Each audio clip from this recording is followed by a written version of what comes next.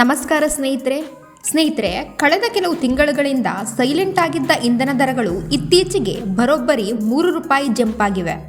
ಆದರೆ social media, ಚಹಾ ಅಂಗಡಿಗಳಲ್ಲಿ ಜನ ಆಡ್ತಿರೋ ಮಾತು ನೀವು ಕೇಳಿದ್ದೀರಾ?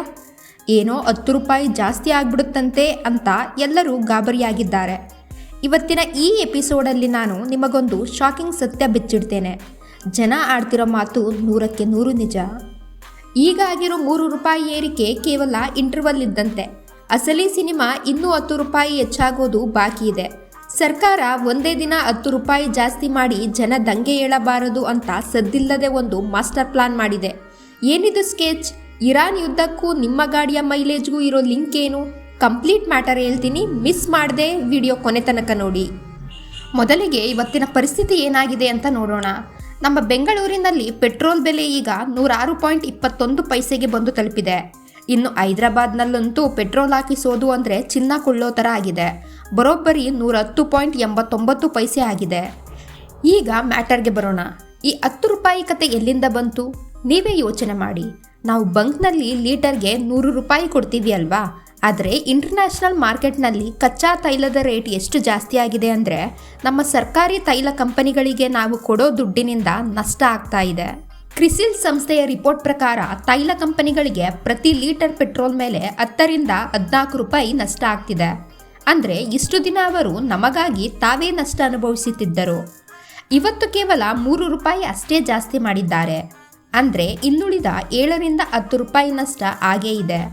ಆ ನಷ್ಟವನ್ನು ತುಂಬಿಕೊಳ್ಳೋಕೆ ಕಂಪನಿಗಳು ಮುಂದಿನ ದಿನಗಳಲ್ಲಿ ಇನ್ನೂ ₹10 ಜಾಸ್ತಿ ಮಾಡೋದು ಪಕ್ಕ. ಸರ್ಕಾರ ಏಕೆ ಸುಮ್ಮನೆ ರೇಟ್ ಜಾಸ್ತಿ ಮಾಡ್ತಿದೆ ಅನ್ಕೋಬೇಡಿ. ಇದರ ಹಿಂದೆ ಒಂದು ಇಂಟರ್ನ್ಯಾಷನಲ್ ಗೇಮ್ ಇದೆ. ಜಗತ್ತಿನ ಭೂಪಟದಲ್ಲಿ ಇರಾನ್ ಇಸ್ರೇಲ್ ನಡುವೆ ಭೀಕರ ಯುದ್ಧ ನಡೀತಾ ಇದೆ. ಇಲ್ಲಿ ನಾವು ಮುಖ್ಯವಾಗಿ ತಿಳ್ಕೋಬೇಕಾಗಿರೋದು ಸ್ಟ್ರೈಟ್ ಆಫ್ ಹಾರ್ಮುಜ್ ಅನ್ನೋ ಒಂದು ಪುಟ್ಟ ಸಮುದ್ರದ ದಾರಿ.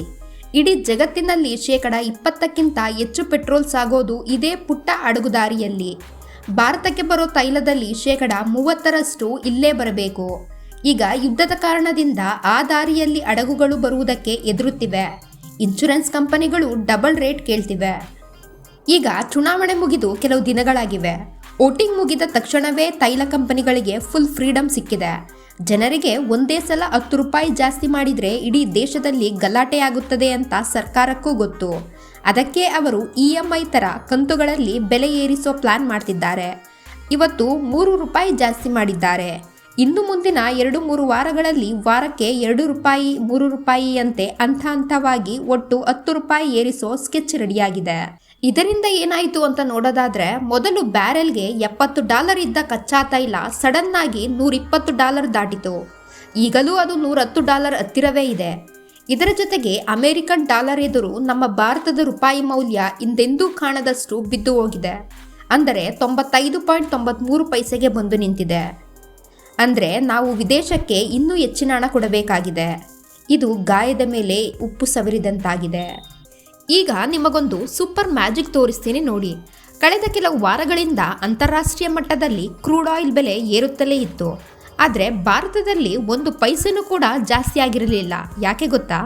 ಅಸ್ಸಾಂ, ಕೇರಳ, ತಮಿಳುನಾಡು, ವೆಸ್ಟ್ ಬೆಂಗಾಲ್ನಲ್ಲಿ ವಿಧಾನಸಭಾ ಚುನಾವಣೆ ನಡೀತಾ ಇತ್ತು. ಎಲೆಕ್ಷನ್ ಟೈಮಲ್ಲಿ ರೇಟ್ ಜಾಸ್ತಿ ಮಾಡಿದರೆ ಜನ ವೋಟ್ ಹಾಕಲ್ಲ ಅಂತ ತೈಲ ಕಂಪನಿಗಳು ಸೈಲೆಂಟ್ ಆಗಿದ್ದವು.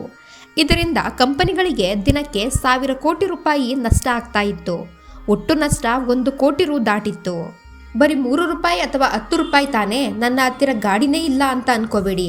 ಪೆಟ್ರೋಲ್, ಡೀಸೆಲ್ ರೇಟ್ ಜಾಸ್ತಿ ಆದರೆ ಅದರ ಎಫೆಕ್ಟ್ ಎಲ್ಲರಿಗೂ ತಟ್ಟುತ್ತೆ. ಡೀಸೆಲ್ ರೇಟ್ ಏರಿದ ತಕ್ಷಣ ಲಾರಿ ಬಾಡಿಗೆ ಜಾಸ್ತಿ ಆಗುತ್ತೆ.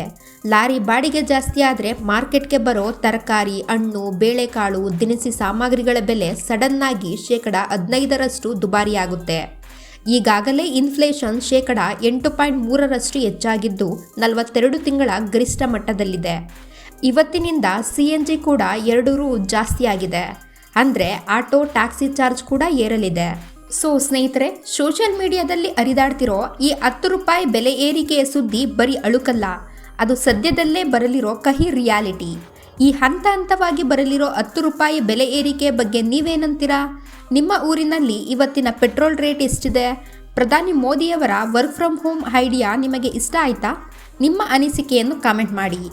ಈ ವಿಡಿಯೋ ನಿಮಗೆ ಇಷ್ಟ ಆಗಿದ್ದರೆ ನಮ್ಮ ಚಾನಲನ್ನು ಸಬ್ಸ್ಕ್ರೈಬ್ ಆಗಿ, ಮುಂದಿನ ವಿಡಿಯೋದಲ್ಲಿ ಸಿಗೋಣ. ಧನ್ಯವಾದಗಳು.